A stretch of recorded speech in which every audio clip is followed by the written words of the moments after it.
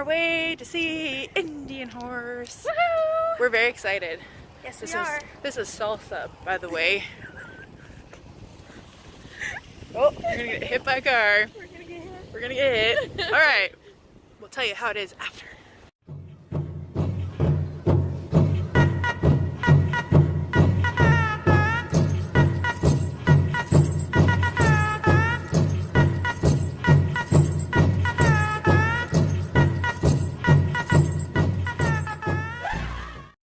Okay, everybody, just got back from Indian Horse. I can't do a review right now. It was a great movie. Trust me, it was a great movie. I need some more time to process because, as you can see, I've been crying. I cried almost through the whole thing. My sister also joined us. Rebel joined us to go to the movie, and both her and I looked over at one point and she was bawling, and it just kind of got me start going because I was like, oh my gosh, yeah, like this is, yep. So we saw it. It was a great movie. I will give you more of a review kind of tomorrow because I need some time to just process and kind of just be with my thoughts for right now. And it's not a bad thing. It's actually a great thing. Rebel and I had some great conversations about our family and how we kind of fit into all of this. And yeah, I had to take my earrings out though because they were starting to bother my ears because I have super sensitive ears. But yeah, I will give you a review tomorrow, and I will let you know. So yeah, good night, everybody. I'm gonna go cuddle up with my pups for a little bit. All right, hey everybody. So just working on my video, and you might be wondering, are you camping, Smash? No, we're not camping. Okay, let's start this off. So my dogs and I love our place. Our place is amazing. It is the coolest place we've ever lived in. Got 2 flights of stairs to go up and down each time I gotta take the dogs out. It's awesome. It's pretty awesome. There's one really bad downside to it though. I might need to speak up though. There's one downside to living in the place that we do live in, and that is in the summertime, it gets hot. Not just a little hot, really, really hot. We live in a tin can, so in the wintertime, it's perfect because it stays nice and warm. I barely have to have the heat on. It's awesome. In the summertime, okay, I'm already hot. I was hot going into my place because I spent 4 hours cleaning my car because my mom's taking my car and my trailer on Tuesday, so I needed to get it cleaned out. 4 hours of me being outside, and it's like about to kind of rain. It's very humid outside. So I go in and I'm like, yes, it's gonna be cold inside. No, it's hotter inside, and my poor dogs were hot. I felt bad for them. Let me see if I can show you. There's Duke. He's done. And there's Ruby. She's also done. We are kind of tired of the heat, so we needed to take a break. I'm actually really sad my mom was taking my trailer on Tuesday because we are inside my trailer in the parking lot where it's parked, and we have it plugged in so we can use the air conditioning in it. It's glorious. We might actually sleep in here tonight. So that's what we're doing. But let's get back to some serious business. So, Indian Horse. It has been 3 weeks since I've seen it, and I have been kind of putting off on putting this video out there for the world to see. I'm not really sure why though, because I I loved Indian Horse, and I loved the book. The book made me cry more than the movie made me cry, though. So, as you saw, I could not do a review on it the night of because it just brought up a lot of feels and a lot of things, and a lot of you might not know, but my sister and I are proud Indigenous women, and unfortunately we don't know a whole lot about our history or where we come from, and that's not from anybody's fault, really. We are doing the best that we can to find out, and unfortunately my grandma passed away a couple years on my dad's side, so I'm not sure who else we can talk to kind of about it. Like, I'm not sure if my grandpa would know, so I'm not sure. But, so yeah, we are proud Indigenous women, don't really know a whole lot about where we come from. We're trying to learn. We're actually looking at seeing if we can get someone to do like a genealogy research on our family for us, so that we can kind of find out more information. And because information is knowledge, right? And it's like, I don't know, for me, I really want to know where I come from, and I really want to understand who I am as a person. And right now, and I'm not sure if my sister agrees with me on this is completely my feeling, but I feel like I'm kind of lost right now. I'm not really sure where I'm going. I'm not really sure how to, or where to go from here. I just kind of feel like I'm stuck in a rut right now. And that's just me. And I'm okay with it. I am going through it, and I'm doing the best that I can to kind of get out of it. But it's also kind of frustrating not knowing who you are as a person or where your family comes from. On my mom's side, we know my mom's was born and raised in Quebec, northern Quebec, but before that, pretty much our whole family was from Newfoundland. So that, I got Newfie in me, and that's okay. And sometimes people are like, wow, you got a crazy accent, and I'm like, nah, I don't see it. So my GoPro died, and I had to charge it for a bit. So it's charged. Hopefully I can get through the rest of this video, because now my laptop has died and my charge cord's at school. Life problems, man.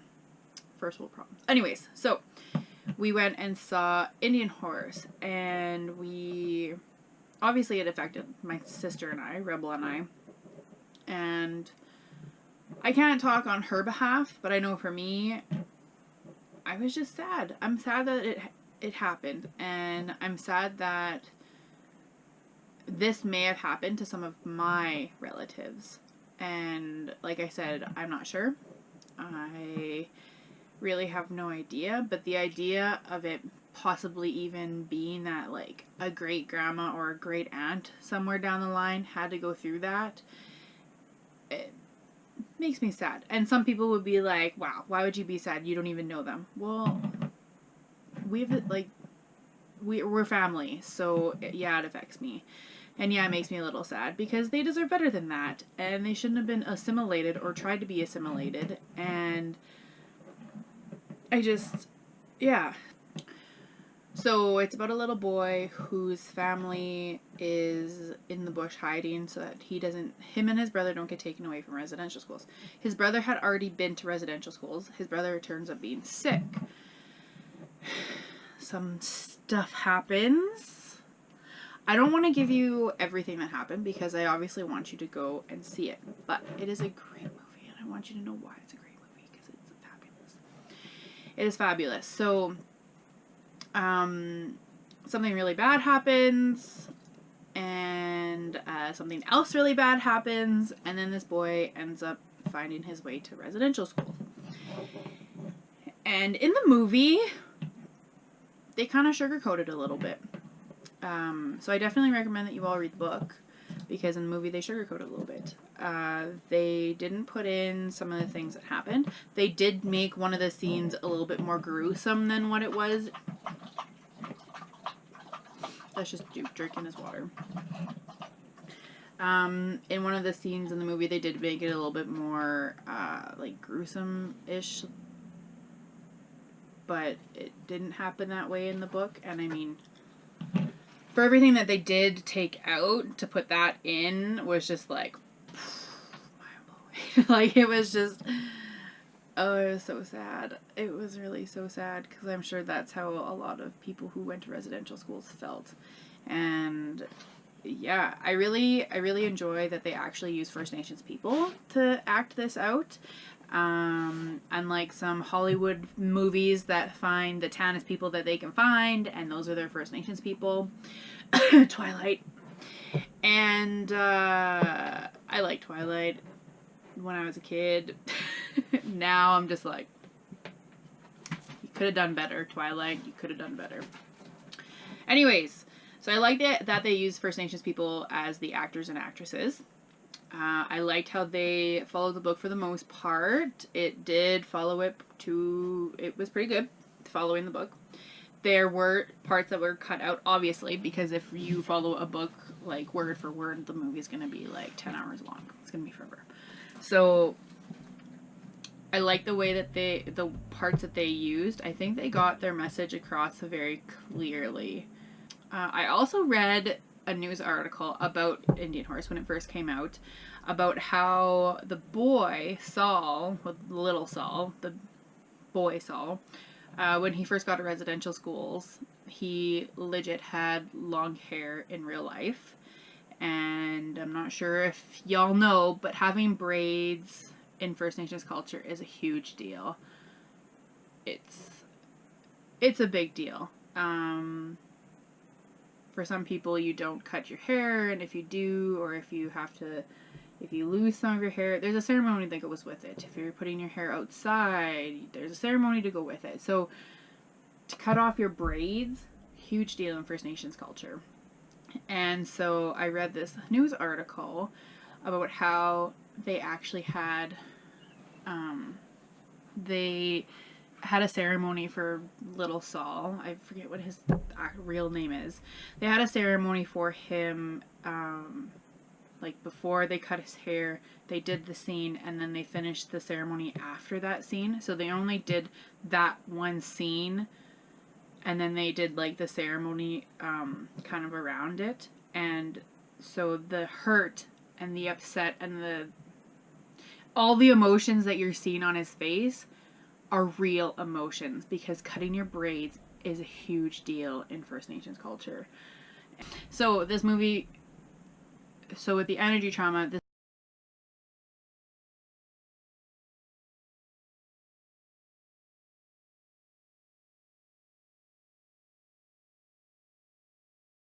movie will kind of give you an understanding as to why it is important. I know nowadays a lot more people are talking about it in schools. Like, I know First Nations culture is actually mandated in the Saskatchewan curriculum right now. So if you're not teaching it, you're not doing your job. And I know for me, I do teach it as often as I can. We say Crete every morning. My kids know days of the week. We talk about residential schools. We don't go like in depth of like, there was this happened and this happened. We talk about how a residential school is a place where for like First Nations kids were taken, and that was their school. They lived at their school. Sometimes it was a good place and sometimes it was a bad place. And we kind of just leave it as that, because that is kind of where, like, they don't need to know all the bad things that have happened. They're kids. They're innocent. You really don't want to put that on them at too young of an age. So that's kind of the extent that I teach my kids. Is residential schools is a place where First Nations kids were taken, and that's where they lived, and they went to school, they did chores, and sometimes it was a good place, sometimes it was a bad place, but everybody's experience is going to be different, and you have to respect that. It is something that you should talk to kids about, and I will leave some pictures of some different books at the end of the video that you can watch. I have read Shishi Echo. I think it's great. Shinshi's Canoe is great. Fatty Legs is great. As long as the rivers flow. As long as the rivers flow. I believe is what it's called. I have those ones. I've read them. I read them to my kids all the time. I think they're great books. But I also found a couple new ones, and actually I have not read this, but Sugar Falls just came out, and I believe it's a graphic novel, and I can't wait to read it. I saw it on Amazon while I was working on the video, and I think I might buy it because it looks super interesting. So there's a ton of resources out there. It's not like this is a new thing that we need to do some research on, even though I've included many websites with lots of information. This is not the first video on residential schools. Netflix had a documentary called We Were Children, and it talks about the story of two different elders. One of them was Glenn Anaquad, and I actually knew him. He was a great man. He was the elder at the U of R while I was going there, and he was actually the elder that ran the first ever feast that I went to, and I am very proud to know him. I mean, I didn't know him, like, he recognized my face when I walked into the Aboriginal Student Center, but that's, like, we talk. But anyways, so it's about his story about residential schools, and that movie is definitely for adults. They go into a little bit more detail than what Indian Horse does, but it's also an equally great documentary, and it's about so Glenn Anaquad and then another elder who's a female, and I can't remember her name. And it used to be on Netflix. I don't think it's on there anymore, but it's out there. Find it and watch it. There's also a black and white film that we watched when I was in university, and it was about, I think it's called Angela's Story. I can't remember exactly, but it's about a little girl put in residential schools, and she's actually trying to fight the system. Like, at every turn, she's fighting it.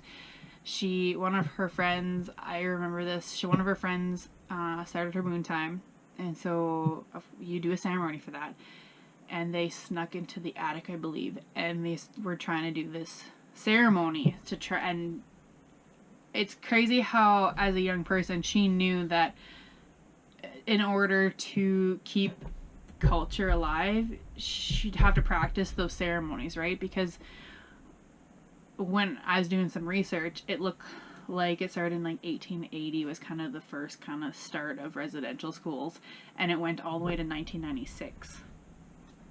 That is a long time to be trying to assimilate First Nations people. So we are so lucky to be able to have our culture still, and to have powwows and different ceremonies. We can have feasts, round dances, and we're lucky that the languages are still here, so that we can tape them, we can videotape them, and so that we can learn them to pass them on to our kids. This movie and book, I would